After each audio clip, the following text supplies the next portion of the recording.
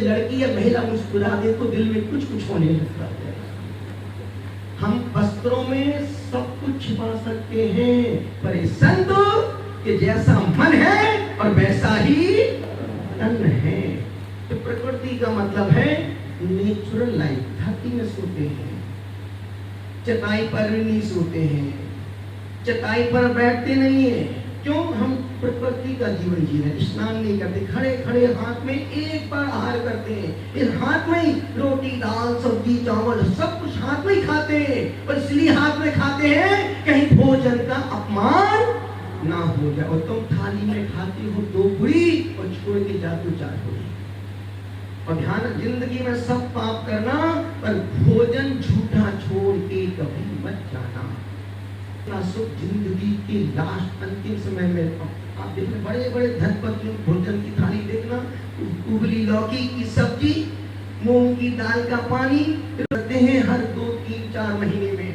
हमारे पास पैसे नहीं बाल कटवाने के लिए। आप जैसे आप एक बार मिल जाते हो 200, 500, 1000, 15 बार चलने जैसी साधना है दिगंबरत की साधना, लोहे के चने चबाने जैसी साधना है। इस साधना को हर व्यक्ति नहीं कर सकता। तो प्रकृति का मतलब है नेचुरल जिंदगी जीना।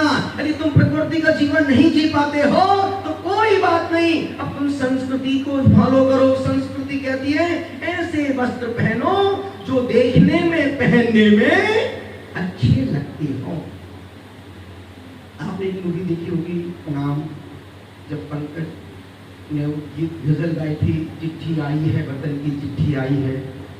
जब चाहिए धोती कुर्ता साड़ी लहंगा वेश चाहिए, कागी बोलने पे परदेसी आता है, चांद देखने पे मामा याद आता है।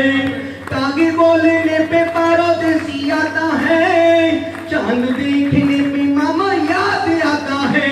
हमारा भारत देश चाहिए। भोजन करने बैठो तो मोबाइल का नेट बंद कर देना। घंटे पहले मोबाइल का नेट बंद करके सिर्फ 7 दिन करके देखना कि इसमें जीवन मत बनने देना।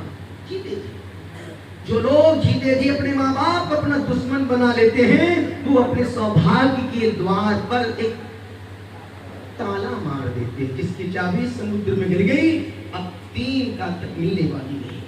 दूसरा, जिंदगी में जिस कुल में जिस वंश में तुम पैदा हुए हो प्राप्त किया, लेकिन उसका श्रेय जाता है उसके कोच को। उसी तरह यहाँ के बच्चों का श्रेय जाता है यहाँ के टीचर और यहाँ के प्रिंसिपल। थैंक्स, उनको धन्यवाद। द इको ऑफ लाइफ, जीवन की प्रतिध्वनि, यहां भी ध्वनि हो, हकीकत ध्वनि का बड़ा भारी महत्व है। ध्वनि कहीं से भी हो व्यक्ति को आकर्षित कर लेती है, उसका ध्यान आकर्षित कर लेती है। जो दोगे वो लौट के मिलेगा, निश्चित रूप से मिलेगा, 100% मिलेगा। यहां से 5 बातें आपको कह रहा हूं। पहली बात, पॉजिटिवनेस। आपके भीतर सकारात्मकता है या नहीं, ये सोच अपनी रखो कि हम हर चीज को सकारात्मक ढंग से लेकर के चलें। कोई बात नहीं, जो बच्चा आज फेल हो गया है, जिसके नंबर कम आए हैं, वो कल मेहनत करके पास हो सकता है और मेहनत करे तो वो टॉप भी कर जाए। 1 बार नहीं, 2 बार नहीं, 3 बार नहीं, सफलता उसको जरूर मिल सकती है। कर परिश्रम, आगे बढ़ो, सकारात्मक सोच के साथ चलो। दूसरी बात, आपके जीवन में प्रायोरिटी, प्राथमिकता किस चीज की है?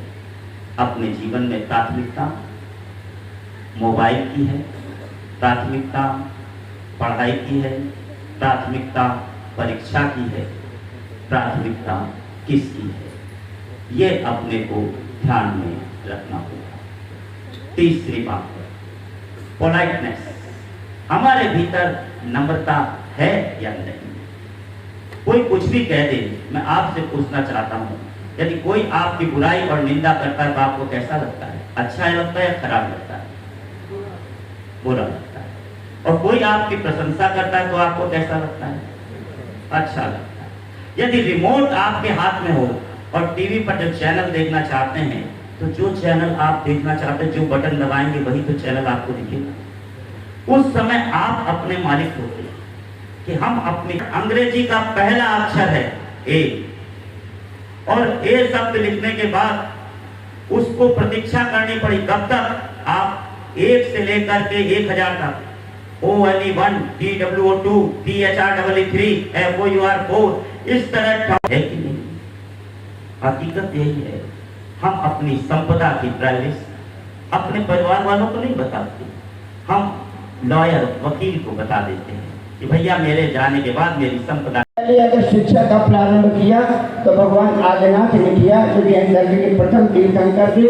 और इन्हीं परिप्रेक्ष्य में देखें, आज नारी की बात होती है तो भगवान आदिनाथ पहले ऐसे हुए जिन्होंने अपने पुत्रों से पूर्व अपनी पुत्रियों को शिक्षा देकर नारी के लिए शिक्षा कितना आवश्यक है ये एक बहुत बड़ा प्रतिपादन किया। और आज के माहौल में भगवान आदिनाथ की शिक्षा बहुत ही सफलीभूत प्रतीत हो।